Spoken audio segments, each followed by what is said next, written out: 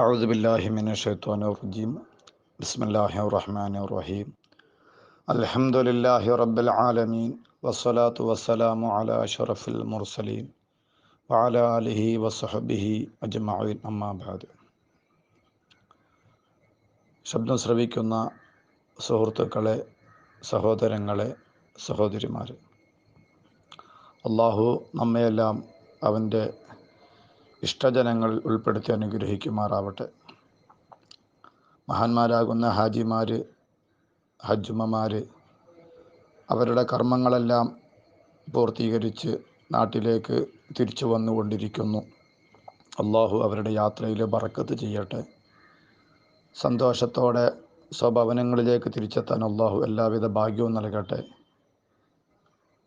അവരുടെ കർമ്മങ്ങളെല്ലാം അള്ളാഹു സ്വീകരിക്കട്ടെ.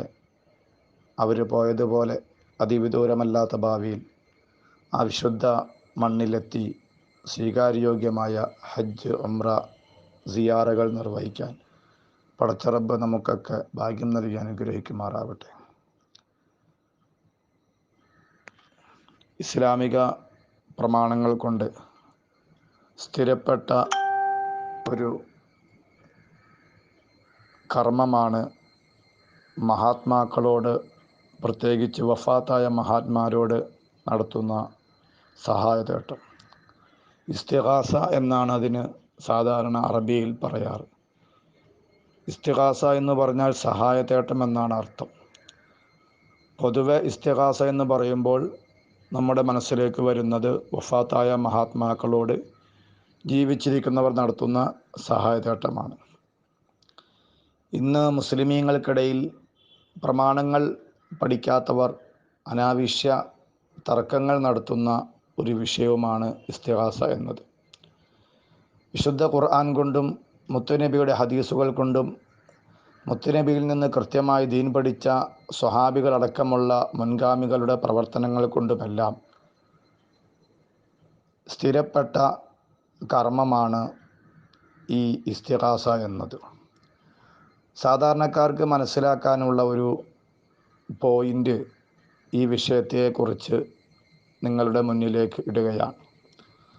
മുജാഹിദ് പോലെയുള്ള പുത്തനാശയക്കാർ വാദിക്കുന്നത് പോലെ ഇസ്തിഗാസ ഷിർക്കും അത് ചെയ്യുന്നവൻ മുശ്രിക്കുമായിരുന്നുവെങ്കിൽ അല്ലാഹു തആല അഷ്റഫുൽ ഖൽഖ് നബി സല്ലല്ലാഹു അലൈഹി വസല്ലമ തങ്ങൾക്ക് ഷഫാഅത്തുൽ ഉളുമാക്കുള്ള അനുമതി നൽകുമായിരുന്നില്ല.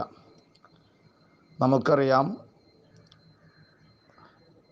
വിചാരണയ്ക്ക് എടുക്കുന്നതിന് വേണ്ടി എല്ലാ ജനങ്ങളും പരലോകത്ത് വെച്ച് ഓരോ നബിമാരെയും സമീപിക്കും.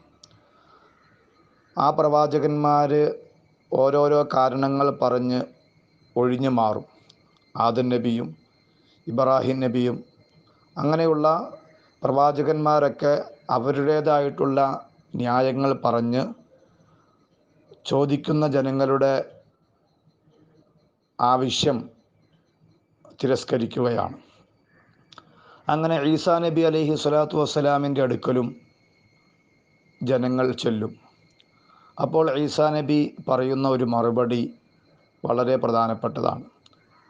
മഹാനവറുകൾ പറയുന്നു, ഇന്നി ഒബിത്തു, ഞാൻ ആരാധിക്കപ്പെട്ടിരിക്കുകയാണ്, അതിനാൽ നിങ്ങൾ മുഹമ്മദ് നബി സല്ലല്ലാഹു അലൈഹി വസല്ലമ തങ്ങളെ സമീപിക്കൂ എന്ന് ഈസാ നബി പറയുന്ന ഒരു രംഗം കാണാം. ഇവിടെ നമ്മൾ ചിന്തിക്കേണ്ടത്, നമ്മുടെ ക്രൈസ്തവ സഹോദരങ്ങൾ ഈസാ നബി അലൈഹി സ്വലാത്തു വസ്സലാമിനെ ആരാധിച്ചിട്ടുണ്ട്. അതുകൊണ്ടാണല്ലോ അദ്ദേഹം ഇന്നി ഒബിത്തു എന്ന് പറയുന്നത്. എന്നാൽ നാം ഈസാ നബി അലൈഹി സ്വലാത്തു വസ്സലാമിനെ ആരാധിച്ചിട്ടുമില്ല. അപ്പോൾ അവിടെ നമ്മുടെ അപേക്ഷ ഈസാ നബി സ്വീകരിക്കാതിരിക്കാൻ പറഞ്ഞ ഒരു കാരണം ഇന്നി ഒബിത്തു, ഞാൻ ആരാധിക്കപ്പെട്ടു എന്നതാണ്. ഈ ഈസാ നബി തന്നെയാണ് മഹാനായ പ്രവാചകരിലേക്ക് പോകാൻ നമ്മളോട് നിർദ്ദേശിക്കുന്നത്. ഇവിടെ സുന്നികൾ ബദ്രീങ്ങളെ സഹായിക്കണേ എന്ന് വിളിക്കുമ്പോൾ ബദ്രീങ്ങളുടെ നേതാവായ അഷ്റഫുൽ ഖൽഖ് സല്ലല്ലാഹു അലൈഹി വസല്ലമ തങ്ങൾ ഉൾപ്പെടെയുള്ള മഹാത്മാക്കളെയാണ് ആ വിളിക്കുന്നത്. സഹായത്തിനു വേണ്ടി അവരോട് തേടുന്നു.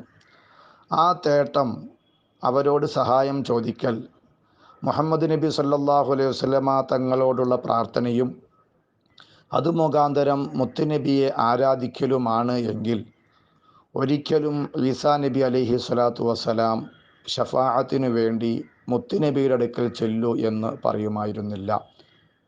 മാത്രമല്ല, മുത്തുനബി സല്ലല്ലാഹു അലൈഹി വസല്ലമ തങ്ങളെ നാം സമീപിച്ച് നമ്മുടെ ആവലാതി പറയുമ്പോൾ നബിതങ്ങൾ നമ്മുടെ ആവലാതി സ്വീകരിക്കുകയും ശുപാർശക്കെടുക്കുന്നതിന് വേണ്ടി അള്ളാഹു തആലയോട് യാചിക്കുകയും ചെയ്യുകയാണ് സുജൂദിൽ കിടന്നുകൊണ്ട്. ഇവിടെ മുത്തുനബി തങ്ങളടക്കമുള്ള ബദരീങ്ങളെ സഹായത്തിനു വേണ്ടി വിളിക്കുന്നത് അവരോടുള്ള പ്രാർത്ഥനയും ആരാധനയുമാണ് എങ്കിൽ മുത്തുനബിയും പറയണം ഇന്നി ഉബിത്തു, ഞാൻ ആരാധിക്കപ്പെട്ടിരിക്കുന്നു എന്ന് ഈസാ നബി പറഞ്ഞതുപോലെ. നേരെ മറിച്ച് അങ്ങനെ പറയാതെ നിങ്ങളുടെ കാര്യം ഞാൻ ഏറ്റെടുക്കാം എന്നാണ് നബിതങ്ങൾ പറയുന്നത്. അങ്ങനെ നമ്മുടെ കാര്യം നബിതങ്ങൾ ഏറ്റെടുക്കുകയും ചെയ്യുന്നു. അപ്പോൾ അതിൽ നിന്ന് തന്നെ മനസ്സിലാക്കാം, മുത്തുനബി അടക്കമുള്ള ബദരീങ്ങളെ സഹായത്തിനു വേണ്ടി നാം വിളിക്കുന്നത് അവരോടുള്ള പ്രാർത്ഥനയോ അവർക്കുള്ള ആരാധനയോ അല്ല, അത് ശിർക്കല്ല, അത് ചെയ്യുന്നവൻ മുശ്രിക്ക് അല്ല എന്ന് മനസ്സിലാക്കാം. ആയിരുന്നുവെങ്കിൽ നബിതങ്ങൾ നമ്മെ തിരസ്കരിക്കണമായിരുന്നു.